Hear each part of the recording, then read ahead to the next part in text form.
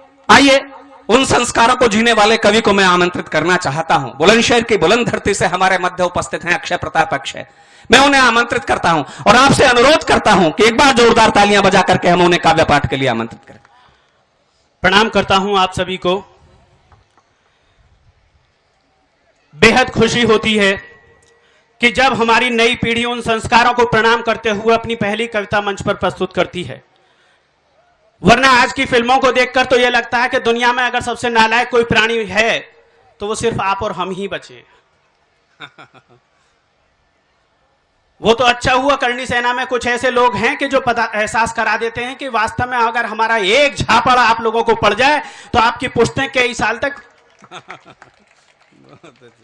बहुत अच्छे भाई साहब, हमारे बुजुर्गों ने बताया कि अगर आप एक बार ये कुत्ते की पूंछ है जिसे 14 साल नली में रखो लेकिन फिर भी टेढ़ी निकलेगी। मैं इन लोगों के दम पर एक बात कहना चाहता हूं कि आप एक बार इस कुत्ते की पूंछ में कसकर झटका मार दो। ये कुत्ते की पूंछ की बात करते हैं, मैं कहता हूं साला पूरा कुत्ता सीधा हो जाएगा। वाह, बहुत अच्छा भाई साहब, गुस्सा आता है और बहुत कैसे भूल जाएं इस बच्चे ने जो इतना पवित्र और पावन प्रसंग आज आप लोगों के बीच रखा। यह वो प्रसंग था जिसके बाद अकबर ने महाराणा प्रताप के संस्कारों को प्रणाम करते हुए यह बात स्वीकार की थी कि मैं उस महामानव को कभी नहीं हरा पाऊंगा, उसके संस्कारों को कभी नहीं हरा पाऊंगा। अपने अभिवादन की पंक्तियां आप सभी के शीर्ष चरणों में रखते हुए अपनी बात शुरू करता हूं कि माता व गुरु कि महाराणा प्रताप को मानते हैं हम सभी, उनका ये जीवन है गाथा बलिदान की। वाह, महाराणा प्रताप को मानते हैं हम सभी, उनका ये जीवन है गाथा बलिदान की। मातृभूमि प्रीत हेतु स्वयं को भी होम किया, लाज रखी तब भामाशाह के महादान वाह, की। वाह, वाह। भाई बंधुओं ने जब दास्तां स्वीकार करी, कथा लिख गई तब चेतक महान की। और चेतक शहीद हुआ, राणा भी मुरीद हुआ, जंगे आजादी में आहुति थी बेजुबान की।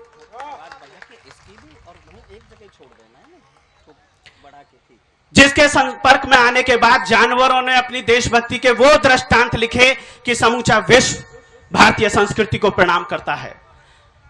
एक हाथी, जिस हाथी का नाम था राम प्रसाद, चेतक को तो हम सब जानते हैं। उस राम प्रसाद को अकबर ने 18 दिन तक कैद बनाकर रखा और अकबर की सारी सेना इस बात में विफल रही कि उसे एक पानी की बूंद तक पिला सके।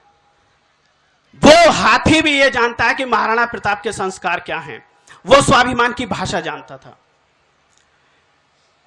अब्राहम लिंकन जी का एक दौरा निश्चित हुआ हिंदुस्तान आने का और अब्राहम लिंकन जी अपनी मां के पास जाते हैं कि मां, मैं हिंदुस्तान जा रहा हूं, बता तेरे लिए क्या लेकर आऊं।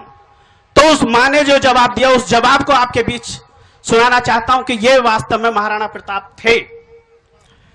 कि अब्राहम लिंकन जी भारत को जा रहे थे, नाम सुना भारत का मां भी हर्षाई थी। आधा हिंदुस्तान नहीं राजा मातृभूमि चुने, भारत महान देश श्रद्धा भी जताई थी। वाह, वाह, वाह। बोली बेटा भारती की धारा को प्रणाम कर, माथे से लगाना माटी बात समझाई थी।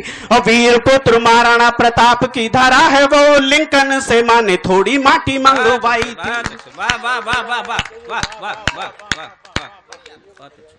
तो ये हालत रही है। अरे मां की रथ शिराओं में जब चित्र देश का बसता है, जीजाबाई के आंगन में वीर शिवा तब हंसता है। अरे कुलदीपक का लहू देखना पीछे कदम हटाएगी, नमक का फर्ज निभाती पन्ना चंदन भेंट चढ़ाएगी। वाह, वाह, वाह। नमक का फर्ज निभाती पन्ना चंदन भेंट चढ़ाएगी। अरे झांसी की रानी के जैसा जब संकल्प खड़ा होगा, हर रिश्ते से हर मजहब से केवल देश बड़ा होगा। अरे लाल बहादुर जैसे दिल्ली जब संकल्प उठाएगी, तब मेरी भारत मां फिर से विश्व गुरु कहलाएगी। वाह, वाह, वाह, वाह, वाह, वाह, वाह। आज बहुत पीड़ा होती है। मैंने अभी कल परसों भाई अर्जुन जी का एक फोटो देखा जो उन्होंने हेमराज जी के बेटे को अपने गोद में उठाया हुआ था। हमने तो बहुत उम्मीदें रखी थी कि हमारे देश का प्रधान एक ऐसा आदमी बनने वाला है जो वास्तव में पौरुष की भाषा बोलेगा, जो मातृभूमि के उस सन्यासी की भाषा बोलेगा जिस सन्यासी का नाम था महाराणा प्रताप। मेरी बात को महसूस करेंगे जब हमारी सेना के फिर जवानों के सर इसी हालत में आए हैं।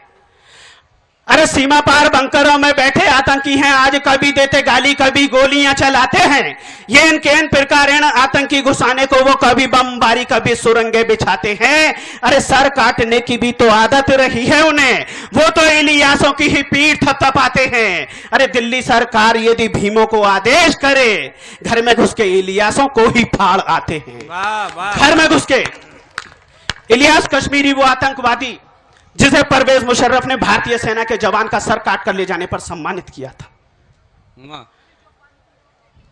आपको अच्छी तरह से याद होगा कि जब जब हमारे पड़ोसी मुल्क को थोड़ी सी ताकत मिली है तब तब उसने सबसे ज्यादा जोर आजमाइश हमारे ऊपर की है। अरे मनोबल सैनिक का कभी टूटने न दिया, जानते थे देश की ही रीढ़ ये जवान है। दे दी दुनिया के दादा ने थी एक घुड़ की तो संग हरित क्रांति के खड़ा था किसान है।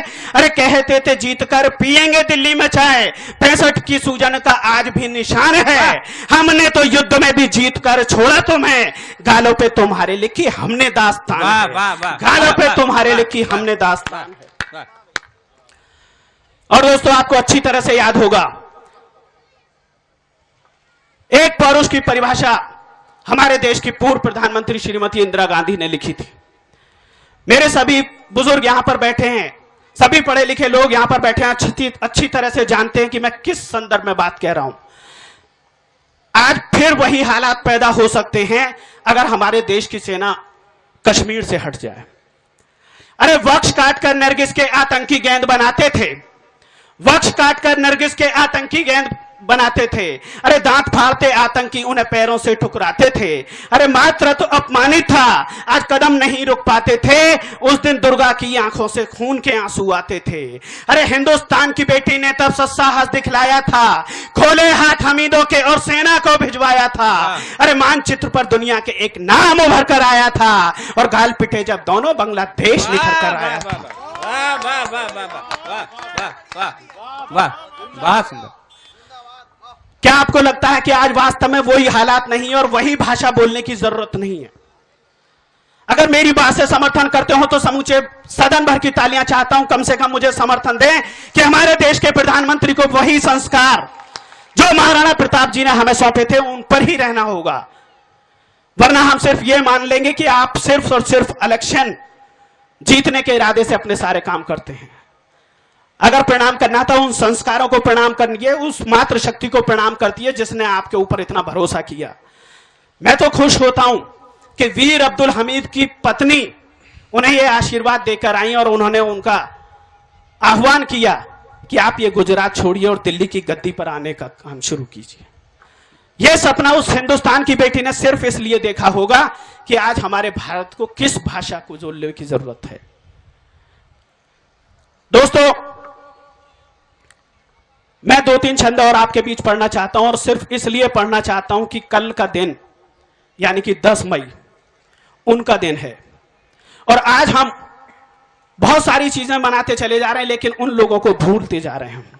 अरे अमर शहीदों को यदि हमने दिल से याद किया होता, हर पूजा से पहले दिल में उनका ध्यान किया होता, अरे अपने खून की लाली से जो मां को तिलक लगाते हैं ऐसे क्रांति वीरों को हम नित नित शीश नवाते हैं। ऐसे क्रांति वीरों को हम नित नित शीश नवाते हैं। माता वे गुरु के अपमान का किया विरोध, कावन की दाढ़ी को पकड़ के घुमाया था। एक 8-10 साल का बालक, उसके सामने जब भारत मां को गाली दी जाती है, उसके गुरु राम सिंह कूका को गाली दी जाती है, तो वो छोटा सा बालक उस कावन अफसर की दाढ़ी को पकड़ लेता है।